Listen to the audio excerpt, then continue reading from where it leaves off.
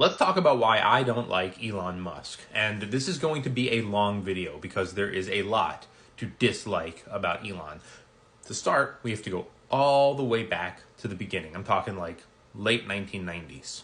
See, everybody loves Elon Musk because he's the founder of all these companies. Well, in 1999, he co-founded a company called X.com, which was purchased by another company called, I think, Confinity, also around that same time. And that company had a product called PayPal. They made Elon Musk the CEO, where he was CEO for a brief period of time. Then they booted him. That was later sold to, I think, eBay, which made Elon a lot of money because he was a shareholder. And he calls himself the founder of PayPal. But he didn't really found it. And with Elon's newly found fortune, he acquired Tesla. That's right, acquired. He says that he's the founder because he sued for the legal right to say that he was co-founder of Tesla, even though he wasn't. It is not against the law, but it is kind of annoying, right? Like, give credit where credit is due. So what? You bought the company. Say you bought the company and then improved upon it, if that's what you want to say. But don't lie and say you founded it just because you wish you did, but you didn't. It's kind of lame. So then this idea spreads that he's this genius. Tesla, SpaceX, Neuralink, the Boring Company. He says that he creates these. I built these. These are mine. When the reality is, maybe he had the idea, but he hired engineers and scientists and developers and programmers to make those companies what they are. He's instead presenting as, I built this. This is mine. I created this, when he really just either acquired it or funded it. And then we have this kind of like overpromise, underdeliver thing that he does with Tesla, right? Self-driving cars were going to be a thing next year.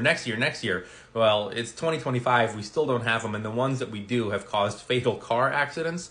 And, you know, he did something similar to this with the Cybertruck, where it's coming out next year. It's coming out next year. It's coming out next year. And it took forever to come out. So understandably, investors are upset because they're investing in this guy because he keeps saying this big thing, this big revolutionary change is coming.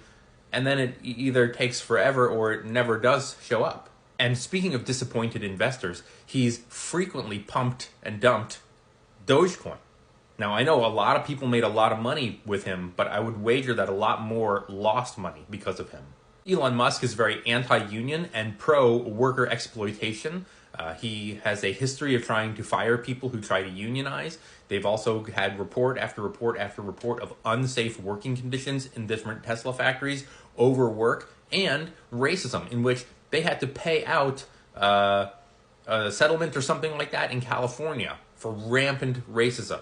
Okay, so I just looked it up to double check, and it says, including a lawsuit in which Tesla was ordered to pay damages for allowing rampant racism at its California factory.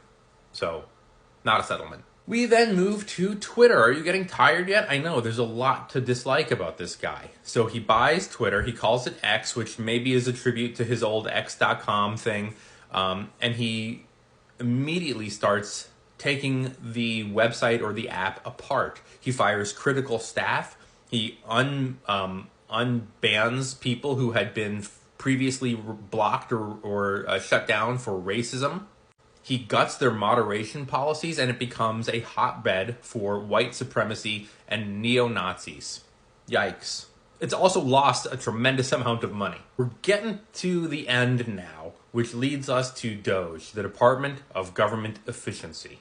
On the surface, people like this because there is a lot of waste in government, and for decades we have been saying, hey, can't we trim down on some of this waste? And everyone just keeps going like, So all of a sudden here come Trump and Elon, and we're going to get rid of government waste, and everyone is finally excited. There's a problem with this, though.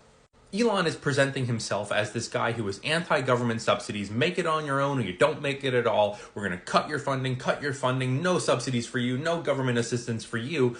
But for him, billions. He's taken billions for Tesla and SpaceX and some of his other ventures. Kind of ironic, isn't it? Now let's talk about these investigations. First, he went after USAID, who provides life-saving care around the world, feeding and medicating millions and millions of people who would otherwise die. By the way, this also keeps the United States safer and benefits U.S. farmers. When we buy food, we ship it overseas. We buy it from U.S. farmers, we ship it with U.S. carriers, and a healthier foreign country makes us safer in the long run. It's fantastic, but Elon had a problem with it. I wonder why. It might be because USAID investigated Elon Musk for potential conflicts of interest with his Starlink and Ukraine, and he didn't like that, so he shut him down. I'm just going to read from my notes here because remembering all these little acronyms is a little tough. EEOC, the Equal Employment Opportunity Commission, had investigations going into Tesla and SpaceX concerning unfair labor practices. What did Elon do? He dismantled EEOC, leading to the suspension of its operations. The NLRB, the National Labor Relations Board, filed a complaint against SpaceX after 8 employees alleged that they were terminated for expressing criticism of Elon Musk. In retaliation, Doge defunded and disbanded the NLRB. He's saying he's saving money, but he's really just going after people who went after him. It's vendetta. Childish, petty vendetta. Really, we need to do a better job with these names. Listen to this one. The Office of Federal Contract Compliance Programs, or the OFCCP, was conducting an audit of Tesla's hiring practices, and Elon orchestrated the closure of the OFCCP. This one I know, the Consumer fucked it up. The Consumer Financial Protection Bureau was looking into Elon Musk for his partnership with Visa, and Elon wants to shut them down. By the way, I think everyone agrees that the Consumer Financial Protection Bureau is a good thing for consumers. So there you have it. A comprehensive reason to dislike stock market's open, to dislike Elon Musk. But if by some miracle you're able to overlook all of those other things, I don't think any logical thinker can overlook this in the United States in 2025.